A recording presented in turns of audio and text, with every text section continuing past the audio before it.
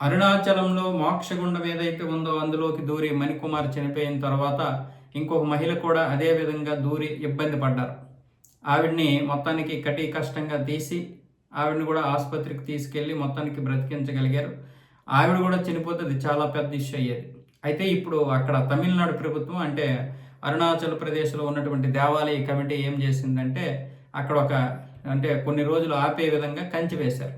కంచె అంటే చుట్టూ గ్రిల్స్ వేశారు. అయితే ఇప్పుడు మళ్ళీ దాన్ని ఓపెన్ చేశారు. అక్కడ ఎలా ఓపెన్ చేశారంటే చుట్టూ గ్రిల్ వేశారు. మధ్యలోకి అంటే లోపలికి దూరడానికి ఒక చిన్న ఇది పెట్టారు, ప్లేస్ ఉంచారు. అందులోకి దూరగలిగినటువంటి వారు మాత్రమే లోపలికి వెళ్ళాలి. అలా దూరగలిగినటువంటి వారు లోపలికి వెళ్తే అక్కడ మోక్షగుండంలో కూడా దూరే అవకాశాలు ఉంటాయి అని చెప్పి ఆ విధంగా చేశారు. ఒకవేళ ఆ యొక్క గ్రిల్స్లో కనుక మీరు దూరలేకపోతే అది ఎంత వెడల్పు ఉంటుంది, 1 feet ఎంత వెడల్పు ఉంటుంది. అందులోకి మీరు కనుక దూరలేకపోతే అంటే ఇక్కడ మోక్షగుండానికి ఏ విధంగా అయితే ఇంత ప్లేస్ ఉందో ఆ హోల్స్ ప్లేస్ ఇక్కడ కూడా అంతే పెట్టారు. మీరు దూరలేకపోతే అందులోకి దూరే ప్రయత్నం చేయకండి. ఈ గ్రిల్సే కదని చెప్పి ఇందులోకి దూరిపోయి మళ్ళీ అందులో కూడా దూరగలను అని చెప్పి బలవంతంగా చేయకండి.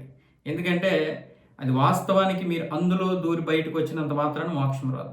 మీ పుణ్యఫలం, మీ మంచితనం, మీ సేవాగుణం, ఒకరికి అన్యాయం చేయనితనం, మీరు సేవ చేసినా చేయకపోయినా పర్వాలేదు. మోక్షం ఎప్పుడు వస్తుంది అంటే మనం ఇతరులకి సహాయం చేసినా చేయకపోయినా పర్వాలేదు, కానీ ఇతరులకి కీడు చేయకూడదు.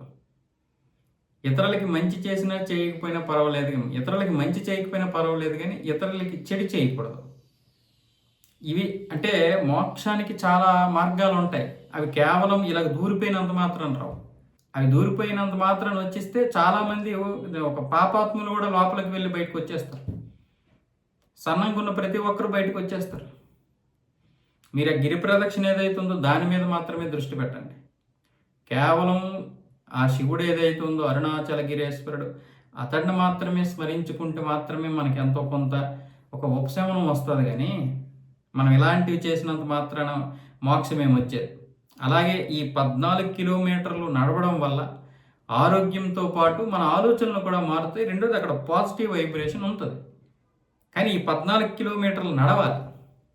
కేవలం ఆ మోక్షగుండంలో దూరిపోయినంత మాత్రాన కాదు. మళ్ళీ ఇప్పుడు తమిళనాడు ప్రభుత్వం గ్రిల్స్ పెట్టి ఓపెన్ చేశారు. మన గ్రిల్స్ పెట్టి క్లోజ్ చేశారు. ఇప్పుడు మళ్ళీ ఆ విధంగా ఆ గ్రిల్స్ లోపలికి వెళ్ళగలిగినటువంటి వారు మాత్రమే మోక్షగుండం లోపలికి నుంచి బయటికి రావచ్చు.